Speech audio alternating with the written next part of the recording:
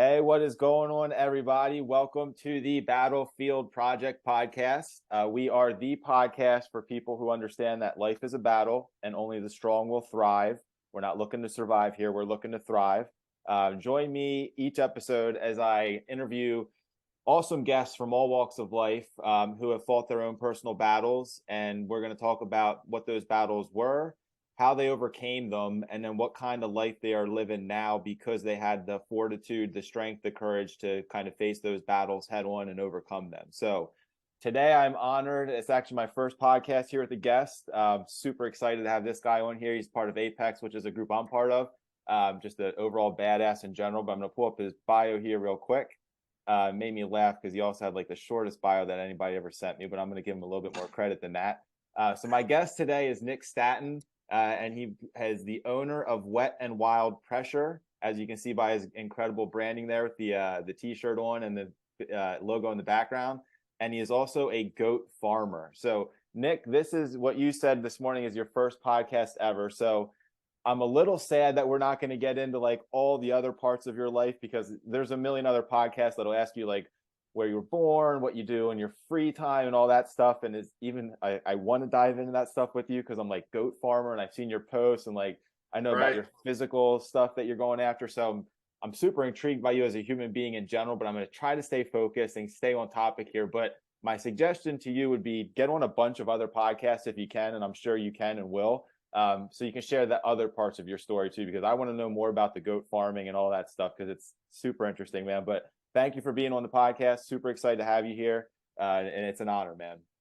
I'm pretty intrigued, man. When you asked me, I was sitting there, I had to take a double look. I was like, whoa, somebody asked me to be on a podcast. Yeah, man. Well, so exactly. And to kind of go a little bit further in the bio, I mean, you mentioned you're the owner of that, pressure washing system business and also a goat farmer. But the reason I invited you specifically for my podcast, like I said, I'd love to hear your story on other people's podcasts, but the reason I invited you, you were one of the first people I reached out to here for this one, the Battlefield Project. I don't know, and we'll get into it, probably it might be one of the battles that you talk about, but you talk about some of the struggles that you've experienced in life with dyslexia and things like that. Correct. I don't know how much of that impacted you and like how much of a challenge it was. Maybe that's what we're going to dive into here in a minute or two, but from what I see online, and we've never met in person, but we've probably been friends on Facebook for 6 months or 8 months or something like that. So not super long, but you're one of like the hardest working people I see in terms of business, fitness, the farm, which I don't get to see a lot of online. Don't share too much information about that, but I see like what you're doing there somewhat. And you're just the kind of person I admire because not everybody's built like you, built like us. I kind of want to group myself into people like you. So I'm gonna say us in that regard. But yeah, man, watching you thrive is fun. So I thought, hey, if this guy's had any battles that he's gotten through to get to where he is now, perfect guy to interview, to shine a light on, because where you are now is a phenomenal place to be. And I think you're only going up from what I see and from what I gather and what I feel when I watch you and kind of listen to your story. So yeah, man, thank you for being here. If you're on another podcast, send me your bio before you share it. I want to help enhance it because I think you got so much more to say than what you said to me, but I needed something to put out there. So yeah, man, well, let's just jump into it. I'm looking for the purpose of this podcast is basically, I think a lot of people kind of believe that successful people have had an easy path or caught all the breaks and kind of got to where they got without having to struggle like they struggle. And I think a lot of people use that struggle as a crutch to just be like, I can't do it because XYZ and my struggles, or I'm facing these different challenges and that's why I can't be successful. And I've had plenty in my past, not getting into any of those here. But that's what I want this podcast to be about, is my guests jumping on and sharing any battles, struggles, challenges that they've experienced in their life, whether it's personal, professional, or both, and then how you fought your way through those battles and challenges, knowing that there was a better, brighter future for you and that you just had to kind of forge your way through that and fight your way through that. And then at the end of it, I want to know kind of what you're doing now and, give me the summary of where you're at, where you want to go. All right. Loaded question. Yeah. I do fight with dyslexia. I can't spell very well. I can't read very well. I do my best. That is something that I just battle with, and I've battled with my whole life. I guess go back to like elementary school and stuff, teachers would just push me to the side and didn't want to teach me anything. And eventually they put me in special ed classes. I'd get made fun of all the time for being in there, riding the short bus, stuff like that, because I couldn't get on the regular bus. I got pushed through school, ended up getting to a point where my mom had to homeschool me. And she tried to do the best that she could possibly do, but she drove a school bus at the same time. So I kind of cheated and grabbed the teacher's edition. And while she was gone, I would do a couple of weeks worth of work in one day and she'd come home and I'd be like, I did like 2 weeks worth of work in one day. I'm done for the week. What grade was that? What grade was it that you started getting homeschooled? 6th grade. Okay. And that was all the way up to the 8th. And then when I went to the high school or whatever, she said that, she homeschooled me and I got all these credits or whatever. So they accepted me into the 9th grade, which was the dumbest thing ever because my grades were horrible. The only thing that I had good going for me was playing sports, and that was football and soccer. Got to the end of football season. They told me that they couldn't help me with my grades. They couldn't boost them up 30, 40 points to pass me along. So they were going to have to keep me in the 9th grade. And when I got told that, I kind of just walked out. And when I walked out, I just pretty much just went to hanging out with people that didn't do anything like that, going to school and just hanging out in the streets and stuff like that, getting in trouble, running around, doing things that I probably shouldn't have, doing drugs. Let's just see. Then as I got a little older, I still never felt like I fit in anywhere. Never could hold a job. None of that stuff. Always was just running into just dead walls all the time. Got to a point where I wanted to become my own owner, but this was after I'd already been to jail, been homeless, been kicked out. Nobody wanted me around. Family didn't want me around. The people that I thought were my friends, they didn't really want me around. I got to a point where I was hopping around couch to couch. One gentleman ended up allowing me to rent from him, but I still didn't feel safe with being there. So I kind of just kept my stuff there, and I would just hop in my truck and I would just go around couch to couch to everybody, or either just sleep in my truck instead of going to his house or whatever. And it may not have just been, homeless of being pushed off and actually not having a home, but I had somewhere. I just didn't feel like it was my home because it wasn't nobody that I knew. So I just kind of kept on going. Well, I rode street bikes also. Ended up running into some people while riding street bikes. And that guy ended up allowing me to rent from him. And at that point, I kind of felt safe to be there. So I wasn't running around everywhere. And I had a chance to save up some money.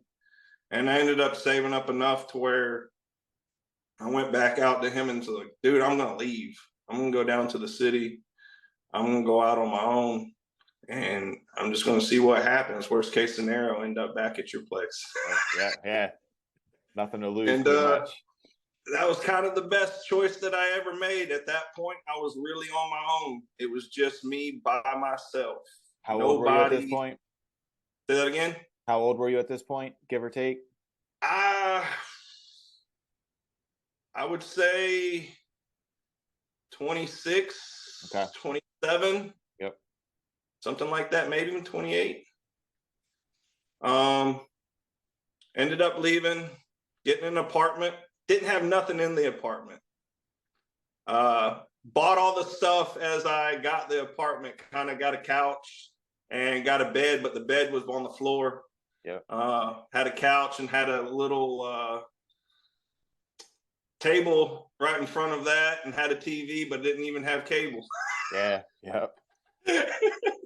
So I ended up kind of accumulating things as it went on. And ended up meeting some other people as I lived down there in the city, because I was still pressure, like I got into pressure washing a little bit, but not really into pressure washing. I came up with the pressure washing name, stuff like that. Just wasn't really taking it serious, just enough to kind of pay bills and stuff. And I really just hit up all my friends, and anytime that they needed something, they would hit me up. Yeah. Ran across somebody that had bucket trucks. He said that if I would buy a bucket truck, that I could end up, putting that guy out there onto his squad. Well, that ended up only costing me $6,000 to end up buying that bucket truck. And that was the best investment that I ever did, because that bucket truck right there ended up helping me get into the house that I'm in now, because I had a gentleman that was working for me. I was making 30% off of that bucket truck, and had the pressure washing business going. So with having the two going, I was able to get the loan for the house. And the bucket truck business ended up tanking. Like really bad tanking. Just there was nothing else for that. And I was at a dead spot and had nothing else going for me. So I decided to get back into the pressure washing and revamp it and actually get the logo the way that it is now. Yep. And get these shirts made, and just kind of took off. Yeah. Didn't know what I was doing. Had no clue in the world what I was doing when it comes to running a business, actually. Like, that's what I was going to ask you, man, because like I didn't grow up with like surrounded by entrepreneurs or business owners. Like a lot of the successful business owners, entrepreneurs I know, probably you as well, are like, yeah, my family owned this business and I learned it from the beginning. And like whether or not it was that business was passed to them or not, like they absorbed what business ownership looked like. I never had any of that. I learned, I mean, you can kind of see my books back there. I learned pretty much everything I know about entrepreneurship through books and like reading and absorbing. But you mentioned earlier, like, reading has been difficult for you. So I'm curious to know how you go from like not sure what to do to like what looks like a pretty successful business owner who's just growing at this point. Like, how did you figure out and navigate that path to get to where you are now? I'm a visual person. So the whole pressure washing thing, what even sparked that is I worked for a company called Hydropower, and those people taught me a good bit, but I never got to pressure wash. I just sat back and learned and watched. And I sat there and said, well, shit, I can do this shit myself. And I went out and used some of that money. And that's what I bought my first pressure washing equipment with, was, some of their money that I made from them, some of the last checks. And I just kind of, I see things, I watch videos. I'm more of a type of person that has to do it to learn it. I'll watch a lot of videos and stuff like that, and I'll listen to people. I'm more of like a learner like that. I'll pick up different things that people say, and I'll implement that into what I do.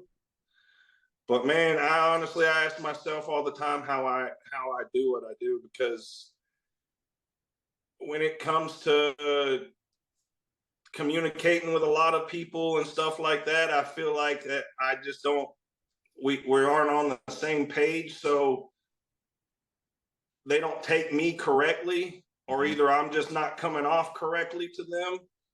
And when it goes to like reading and stuff like that, customers will call me and they'll tell me their name, or they'll tell me the address or whatever over the phone. And I'll end up tricking them into just text messaging me or emailing me their full name and their address, so that I could actually look it up, because I don't want to feel stupid when I hang up the phone and never be able to look up their stuff or either spell their name wrong. Yeah. iPhone helps me out a lot with spelling, because I'll go to type in a word or whatever, and then it'll pop up with different things up there across the bar. Mm-hmm. And usually I pick out the right one. And sometimes I'll even still like say the wrong thing. Cause like they're, they, and all that Yeah. stuff. Yep. All that shit All that throws me grammar off. nonsense. Yeah. Yep. But a lot of people don't understand that. So I see a lot of people get frustrated, and they'll end up just quitting or whatever, communicating with me, Mm-hmm. because I don't understand, or I don't take things like how it should be. But somehow I get by and I do what I do. I just don't understand how I really do it. It's really hard though, because even when it goes to reading books, like I've got a lot of books that I try to read, and I like, if it doesn't really catch me, then I'll get sidetracked, or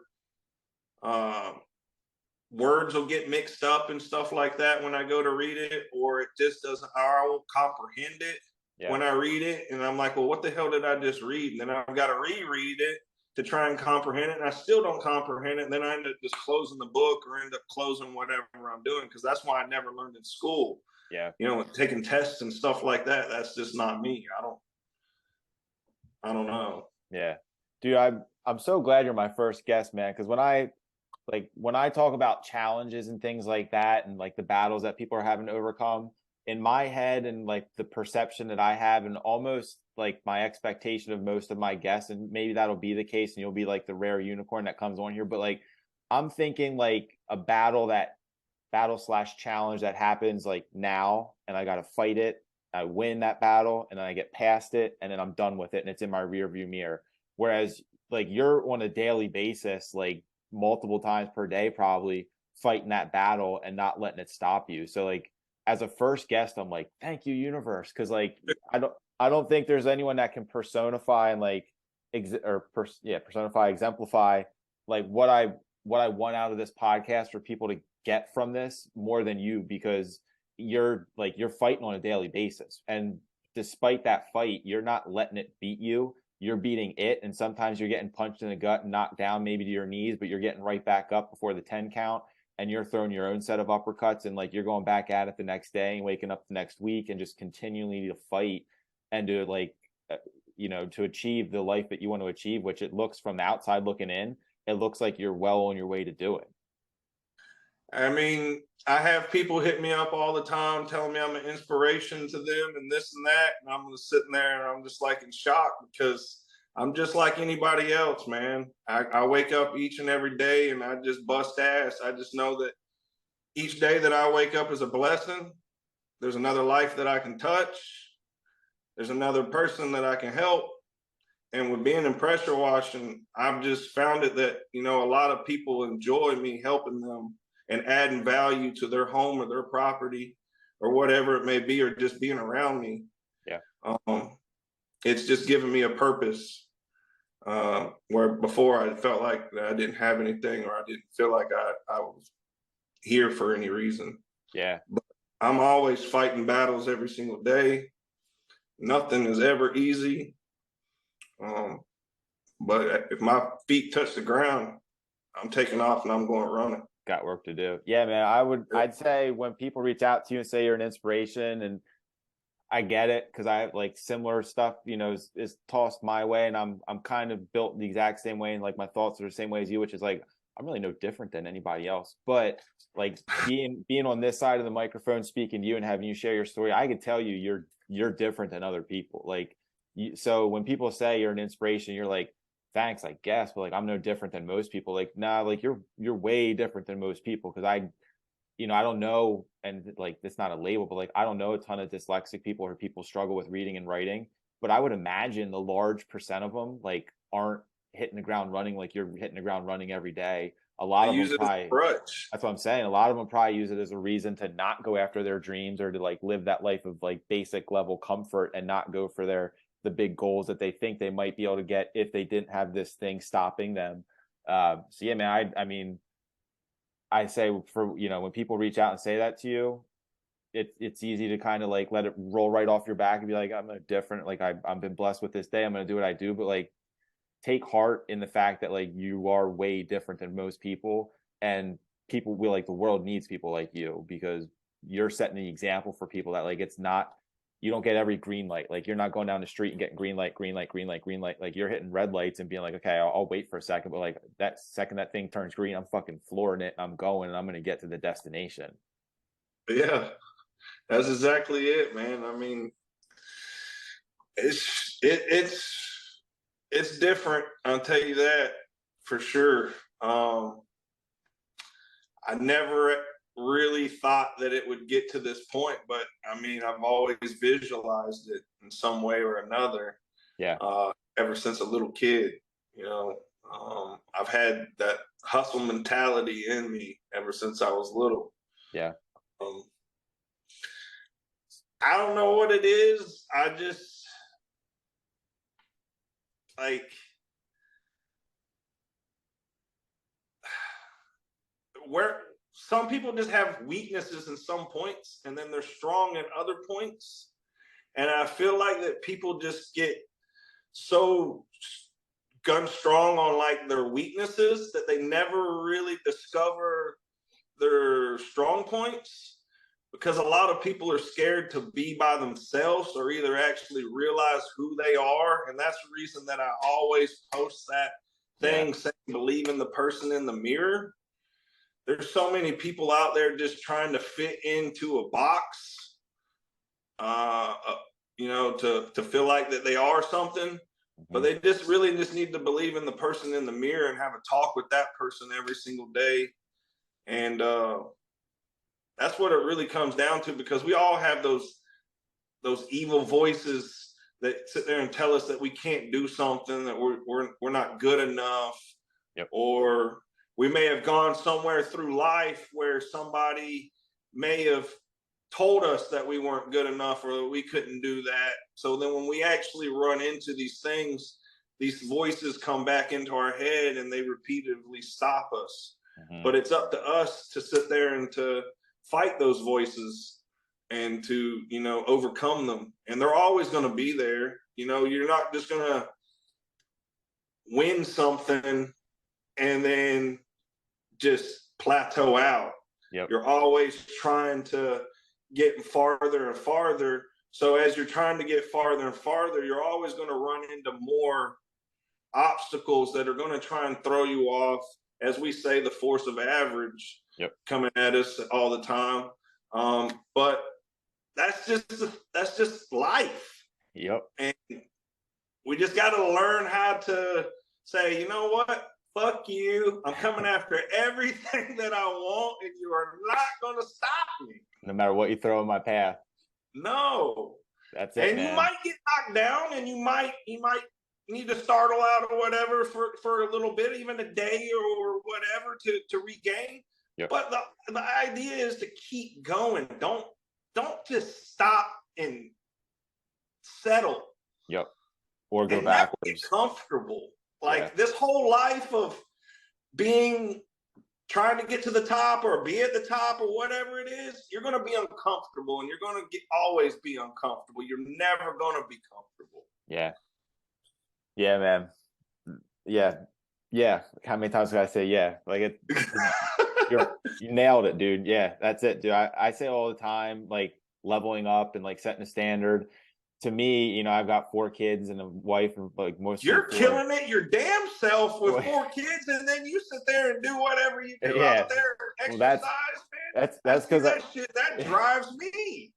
Likewise, dude. Anytime you're like posting your body fat percent, I'm like, shit, man, single digits, like low single digits. I'm like, I got work to do.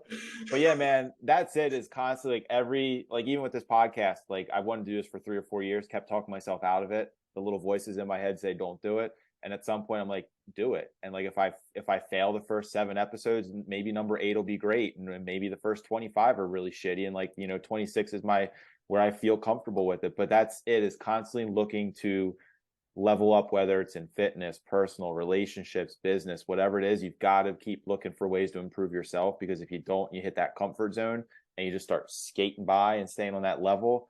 I mean, for some people it works and it's good enough and they can live content, happy, fulfilled lives. But I think a lot of people are just lying to themselves by saying that they're happy with that life, knowing that somewhere in there, there's something that yearns for more. And they're just afraid to give it the power that it deserves, because they're afraid if they give it the power and then they can't achieve it right away because they think, poof, if I want something, I should get it, then they're failing and they'll never get it. So it's, rather than deal with that chaos and stress and challenge and obstacles, it's easier just to be like, I don't want to live a life like that. Like, I'm happy where I'm at. And it's like, are you really though? Or like, are you just saying that because you're afraid of getting punched in the face and waiting for those red lights to turn green, etc.? They get defeated by failing, and it's like that's part of the process. You're going to fail in order to succeed. You're not just going to go out in the world and fucking succeed. How the hell did you learn how to crawl? How the hell did you learn how to walk? You fucking fell a few times. Or a bunch, right? Yep, that's it. It kills me every day, man. I see people all the time, and then they come to me for advice, and then they're just like, huh? It's that easy. You just have to keep doing it. You're like, yeah, you just keep doing it. Oh man, I mean, it's you've got to have it in you, or either you really don't. But I mean, it comes down to self discipline, man. Like if you don't have no self discipline to be able to fight the voices, to tell yourself that you can, then you probably aren't. But at some point, you would figure in life that you would get tired of not doing anything and actually just take that chance to do something. And I would hope that people would start seeing the good and continue to go after that good, regardless of however many times that they fall. But like I like to say, you can drag a horse to water, but you can't make it drink. Yep. Yeah. So right on, man. So I want to cut it off here in the next couple of minutes because I want to try to keep these about 30 minutes. We're getting up on that. But so we've heard the struggle, the battle, what you've done to overcome it, what you continue to do, which is what's the most amazing to me. What's the future look like for Nick? Like, you wave your magic wand, you say the next 5 years of my life, I'm going to keep, doing what I do today. And in 5 years, my goals are what? Where are you going to get at this point? Where are you going? My main goals right now is building up Wet and Wild pressure washing. I would love to have that up to where it's a $1 million company. I'm also building up my goat farming on the side. I have 20 acres, so I'm out here trying to utilize that to the best of my advantage with these goats, and I'm just doing stuff like that. And I can see myself getting into more businesses that have to do with the pressure washing industry and stuff like that. But I have to keep my mind going. I have to keep it in a challenge in some way. And that's the reason that I enjoy the goats, because the goats challenge my brain, where I don't really get to challenge my brain a whole lot outside of pressure washing. And that's the reason that I enjoy pressure washing so much as well, is because it's also a challenge. It's a lot of problem solving and stuff like that. And that's where a lot of other contractors fail, is because they can't really problem solve. So they'll run into something and then they just quit. They're done. They don't have the consistency either. But I mean, I have honestly no idea where I'm going to go. I just know that it's going to be a lot bigger. I know I want to be a speaker and stuff like that, some type of motivator. I seem to be, do very well with that, with my consistency and my routine that I have. Not very many people can keep up with that. Set the standard. But that's just pretty much where I'm at right now. Is just focus on that self-development too with myself. Yeah. I'm constantly learning how to pick up more words to help me out. Learning more how to read, because I'm also just picking up books and just forcing myself to actually do this. Nobody else is going to teach me. I'm Yeah. at an age where fucking I don't have nobody holding my hand or none of that. So Yeah, right. plus I don't want nobody. I would second that notion. So I'll teach myself, I'll get by, and I'll keep building this up. And I never know where I'm going to go or where I'm going to be. I just know that Yep. I'm going to continue doing something that's going to continue growing me. Control what you can control. Yeah. That's why, with the whole truck situation or whatever, I just got to a point where it was just like, Nick, trust the process. Don't rush it, because once you rush it, you're going to end up hating yourself in some way. You're going to mess up even more. Just take it step by step. And it's actually played out to be the best damn thing ever, man. Yeah. I can't complain at all. Yeah. I got 2 flatbeds now. You're like, where'd that happen? How'd that happen? Yeah, I don't know how that happened. I went from the F-250 that guy pulled out in front of me, and I ended up hitting him, and that wreck ended up being a blessing in disguise, because now I've got 2 trucks that are paid off. I don't have no truck payments, and now it's just focus on just building up the company, which has helped me out tremendously, because now both trucks will get built out, and I've got 2 trucks instead of 1. Yeah. Double the work, double the revenue, right? Oh yeah, it's game time, baby. Oh yeah, man. Well, dude, where can people find you? Where do you work? Like, where do you work out of? If someone's listening to this, in what area can you help them with their business and just follow you online? Like, what's the best way to I'm out of contact you? Atlanta, Georgia. Okay. We cover all of Georgia for commercial. Also commercial, we go pretty much on the southeast, so that would be North Carolina, Tennessee, Alabama, South Carolina, Florida. Okay. All of that for commercial, but residential is just strictly Georgia. I'm not going to go residential Yeah. anymore. For a little, yeah. Good business decision. Yeah. And what about online? Like, what's your business website? Business website is www.wetandwildllc.com. Okay. And I'll put that in the show notes. I'm on every platform that you can think of, from TikTok, Instagram, LinkedIn, Facebook, Snapchat.